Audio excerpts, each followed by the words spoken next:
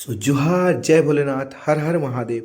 तो आज थी से महादेव प्रभुंकर महाशिवरात्रि बेले आम तीन जन बाहरी पड़सु मंदिर जावाक जे। तो मंदिर जा आगे आम मंदिर पाखे पहुँची थी बहुत भीड़ थी बेले आम आम दीप आउ धूप किणी पकासु जहाँकि आमके मंदिर दबार थी।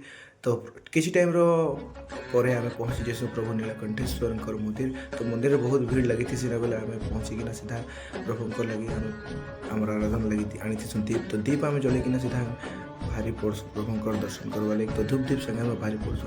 तो केन मंदिर की जीवा आगे प्रभु नंदी महानकर दर्शन तो निहाती है। तो प्रभु नंदी दर्शन सरला बाहरी पड़सी प्रभु महादेव को पानी चढ़ेवा लगे। तो पानी चढ़ेला आम पड़े अर्चना करवा लगे आनी थी फूल। तो फूल चढ़े कि बाहरी पड़सी प्रभु को आशीर्वाद नवाते।